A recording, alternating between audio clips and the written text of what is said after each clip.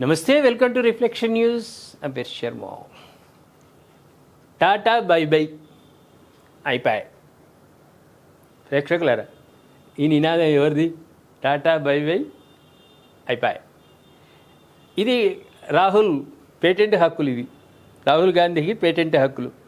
అయిపోయాయన్నది అది వేరు. కానీ ఇప్పుడు ఏమంటుండు అమిత్ షా? అంటుండు టాటా బై బై. ఎందుకంటుండు మమతా బెనర్జీకి టాటా బై బై, నేను ఇంటికి పంపించడానికి ప్రజలు సిద్ధంగా ఉన్నారు పశ్చిమ బెంగాల్లో అని ఆయన టాటా బై బై చెప్తున్నాడు.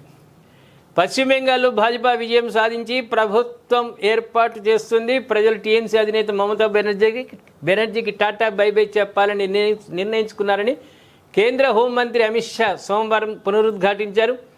అనేక అవినీతి కార్యకలాపాలకు పాల్పడి పశ్చిమ బెంగాల్ ప్రభుత్వం 5,000 కోట్ల మేరకు ప్రజాధనాన్ని కైంకర్యం చేసిందని ఆరోపించారు. బీర్భూమ్ జిల్లాలో పలు ర్యాలీలను ఉద్దేశించి ఆయన ప్రసంగించారు. పశ్చిమ బెంగాల్ ప్రజలు బాంబులు, బుల్లెట్లకు ఓట్లతో సమాధానం చెబుతారని ఆయన అన్నారు. సిండికేట్లు, కట్మనీ, కమిషన్ సంస్కృతిని ప్రోత్సహిస్తున్న వారిని తలకిందులుగా వేలాడదీస్తామని ఆయన హెచ్చరించారు. మొత్తం అగాధం అయిపోయింది. పశ్చిమ బెంగాల్ మొత్తం అగాధం రకరకాల బీభత్సం. అక్కడ ఉన్న సంస్కృతి సాంప్రదాయాలు అన్ని సర్వనాశనం చేసి పడేసింది. దర్శని 3 సార్లు వచ్చి ఆగం చేసి పడేసింది. టీఎంసీ అండ కలిగిన నేరగాళ్లు బెంగాల్లో చాలా కాలంగా భాజపా కార్యకర్తలను వేధించారని, ఎన్నికల అనంతరం ఓట్ల లెక్కింపు పూర్తి అయ్యాక మే 5న భాజపా కార్యకర్తలు తమను వేధించిన వారిని ఇళ్లలో నుంచి బయటకు లాక్కొచ్చి తగిన న్యాయం చేస్తారని ఆయన ఆవేశంగా అన్నారు. హింస పడ్డారు బీజేపీ వాళ్ళు. హింసను అనుభవించారు, ప్రతీకారం తీసుకుంటారట.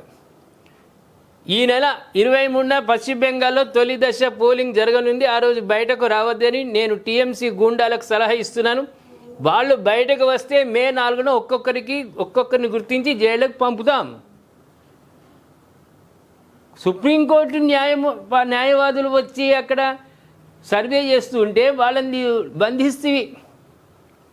బంధించిన వాళ్ళని గుర్తుపట్టిరు. ఒక్కొక్కరిని ఇళ్ళకి పోయి దొరికొచ్చి పొల్లు కొడుతున్నారు. అంత దౌర్జన్యం. నువ్వే పోయి ఈడీ వాళ్ళు దాడులు చేయగానే నువ్వే కంప్యూటర్ ఫైల్ ఎత్తుకొని వస్తావు. నువ్వు సీఎం బా. ఇక ఇట్లా అవలక్షణాలు మొత్తం ఇక పశ్చిమ బెంగాల్లో. ఈ ఎన్నికలు ఒక బెంగాల్ నుంచే కాక దేశం మొత్తం నుంచి చొరబాటుదారులను బయటకు పంపే ప్రక్రియకు నాంది పలుకుతామని అభిప్రాయపడ్డారు. దీది, మేము ఇక్కడ శతాబ్దాలుగా నివసిస్తున్నాం, ఎవరిని బెదిరిస్తున్నారు మీరు అని ఆయన ప్రశ్నించారు. పశ్చిమ బెంగాల్ ప్రభుత్వ ఉద్యోగులకు 45 రోజులుగా 7వ పే కమిషన్ సిఫార్సు అమలు పరుస్తామని ఆయన హామీ ఇచ్చిండు.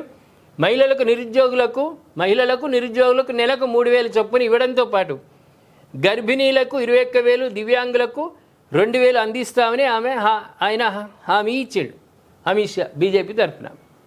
కాబట్టి బెనర్జీ గారు, మీరు ఇంటికి పోవడానికి ప్రజలు కూడా నిర్ణయించుకున్నారు. అనేకమైన సర్వేలు కూడా అదే చెప్తున్నాయి. బీసీకి వేసారిపోయినరు, హింసలకు లోనైనరు. నువ్వు ఎవరికి రెడ్ కార్పెట్ పరిచినవో తెలుసు ప్రజలందరికీ. ఎవరికి అతిథి సత్కారాలు చేస్తున్నావో తెలుసు. దొడ్డిదారిని వచ్చిన వాళ్లకు సకల సౌకర్యాలు కల్పిస్తూ రాష్ట్రాన్ని సర్వనాశనం చేసి పడేసినావు నువ్వు. నీ వల్ల రాష్ట్రానికి మేలు జరగలేదు, నాశనమే జరిగింది.